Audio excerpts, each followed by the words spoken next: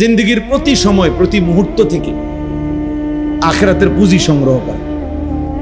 দুইটা নিয়ামত আল্লাহ নবী সাল্লাল্লাহু আলাইহি ওয়াসাল্লাম বলছেন যখন থাকে মানুষ কদর করে না, কিন্তু ওই দুই নিয়ামতই তার জীবনের মূল পুঁজি। এক হলো আসিহা, সুস্থতা।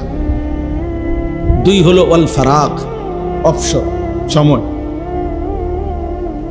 সুস্থতা এবং অবসর, সময় আছে, এই দুই নিয়ামত যখন মানুষের কাছে থাকে মানুষ কদর করে না। অথচ এই দুই নিয়ামতই তার পুঁজি। আল্লাহ তাআলা সুস্থ রাখছেন তো সে যাবতীয় কাজ করতে পারবে। আল্লাহ তাআলা সময় দিছেন, হায়াত দিছেন, তাহলেই সে সব কাজ করতে পারবে। যার হায়াত নাই সে বন্দিগি করবে কেমনে? যার সুস্থতা নাই সে বন্দিগি করবে কেমনে? এজন্য নবী সাল্লাল্লাহু আলাইহি ওয়াসাল্লাম বলছেন, নি'মাতানে মাগবুনুন ফীহিমা কাসীরুম মিনান নাস। দুটি নিয়ামত এমন আছে যে দুইটি নিয়ামত থাকা অবস্থায় অধিকাংশ মানুষ ধোঁকা খায়। আসিহাতু ওয়াল ফারাগ, এক নাম্বার হলো সুস্থতা, দুই নাম্বার হলো অবসর, সময়।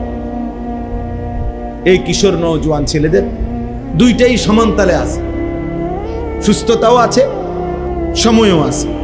ঘন্টার পর ঘন্টা তার হাতে অবসর, কিন্তু সে কিছুই করে না। পূর্ণ সুস্থ সবল সুঠাম, অতিরিক্ত কোনো রোগ শোক কিছুই নাই। মানুষের প্রকৃত অর্থে স্বাভাবিকভাবে 40 বছরের পরে মানুষের রোগ ব্যাধি শুরু হয়।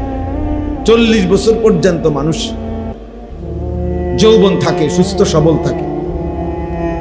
তাইলে এটা আমরা কদর করা আমাদের উচিত। আল্লাহ নবী সাল্লাল্লাহু আলাইহি ওয়াসাল্লাম বলছেন, ইগতানিম খামসান ক্বাবলা খামসিন। পাঁচটি জিনিস আসার আগে পাঁচটি জিনিসকে কদর করো, গনিমত মনে করো। এক নম্বরই হলো শাবাবাকা ক্বাবলা হারামিক। বৃদ্ধ আসার পূর্বে যৌবনকালকে কদর করো, যৌবনকালকে কদর করো। এক নম্বরে এটা, প্রথম এটা। ফারাগাকা ক্বাবলা শুগলিক, ব্যস্ততা আসার আগে অবসর সময়টাকে কদর করো। সিহাতাকা ক্বাবলা সাকমিক, অসুস্থতা আসার আগে সুস্থতাকে কদর করো। গিনাকা ক্বাবলা ফাকরিক, অভাব আসার আগে সচ্ছলতার সময়, এখন টাকা পয়সা আছে, এখন দান সাদাকা করো, এখন হজ করো, এখন উমরা করো, এটাকে কদর করো। হায়াতাকা ক্বাবলা মৌতিক, মৃত্যু আসার আগেই হায়াতকে কদর, হায়াতকে কদর করো। তাহলে আমরা প্রত্যেকে এটা মনে রাখতে হবে।